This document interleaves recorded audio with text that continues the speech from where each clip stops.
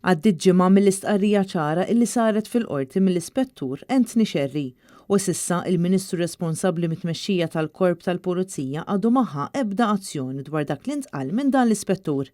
Wara x-xhieda tiegħu fil-qorti l-Ispettur Sherry stqarr li l-Pulizija f'Malta kienu ilhom mill-2017 infurmati bil-movimenti ta' xkembri lejn ir-Renju Unit.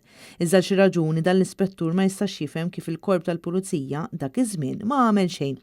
Mistoqsi dwar u għaliex ma ttieħdet ebda azzjoni, il-Ministru Byron Camilleri ma weġibx filwaqt li baqa' ma qalx b'mod konkret x'qed isir min-naħa tiegħu biex xi ħadd jerfa' responsabbilta għal dan in-nuqqas.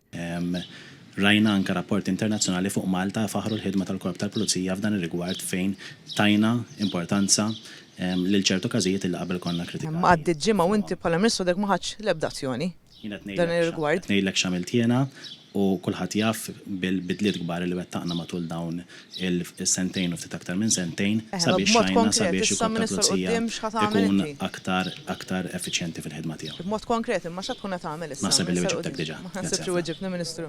Mistoqsija lik, Ministru Camilleri. Ryan Xkembri kien ħarab minn pajjiżna fl-2014 fejn imbagħad il-Korp tal-Pulizija sar jaf bil-movimenti tiegħu 5 snin ilu fl-2017. Kien hawn meta l-awtoritajiet tar-Renju Unit infurmaw lill-Pulizija Maltija li Xkembri kien ivvjaġġa minn Dubai lejn Londra. Iżda xi raġuni mhux magħrufa l-Pulizija Maltija ma ħadet ebda azzjoni dwar din l-informazzjoni importanti. U kien biss ftit tal-ġimgħat ilu li Ryan Xkembri ġie arrestat fl-Iskozja u nġib Malta. Dal-aġir ta' tmexxija tal-Korp tal-Pulizija iqajjem diversi mistoqsijiet dwar ir-raġuni vera għaliex kien hemm dat kaxkir tas-saqajn fil-konfront ta' Ryan Xkembri. Bil-Ministru responsabbli mit-tmexxija tal-Korp tal-Pulizija jibqa' siket quddiem dak li qed joħroġ fil-qorti.